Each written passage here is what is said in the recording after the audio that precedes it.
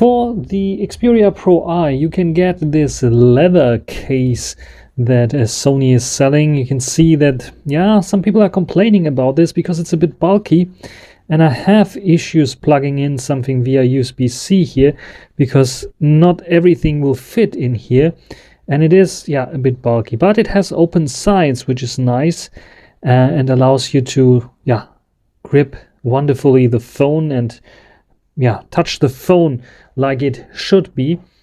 And it has also a nice camera bump here. It's also a bit bulky here, but it feels overall very nice. The only thing is that you might see here, I have like a scratch there, and here on the sides especially some scratches already. Is it genuine leather? I'm not so sure, but even if it is not like the quality that I was expecting when ordering this. And coming from the Xperia 1 Mark II and 1 Mark III and 5 Mark II's case with a stand, I was a bit disappointed by the quality here of this one because it is so bulky. So I ordered another one and want to show you this one as an alternative for people who want to search for Xperia Pro I cases. So this is the Pkila case compatible with the Pro I against scratches, and it is also a clear case, TPU case, and this is the packaging that I got, and I can just open it up, get it out of here. Not a fair representation of the Pro I, but what we can see here directly, and maybe I will put it on, is that it is a lot thinner than the original case. And when I put it in here, you can see that it is a lot thinner. You get an overall more thin device, more lightweight device. You get a nice clear case, so everything is nicely exposed here.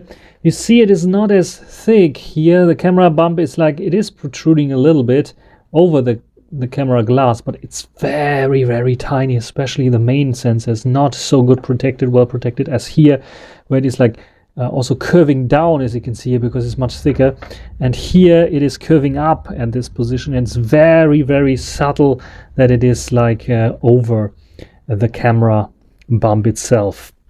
Otherwise, what can we see? Here's an extra grip area on this one end, and on the other end the lanyard cutout is correct, even though it will be very hard to get a lanyard inside here because the cutout is so small.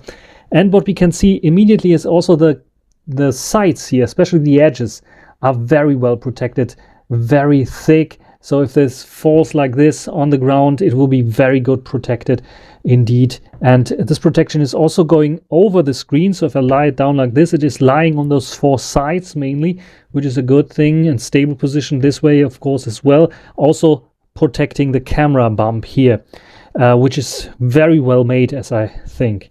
What is not so well made, I think, or would be could be a bit better, are the sides. They're closed for most of the part. I don't have an issue with the volume rocker. I don't have an issue with the fingerprint reader. So I would have it a little bit bigger. It would be very nice to have it a little bit bigger, the opening here. The gripe I have here are the video button and the camera shutter button.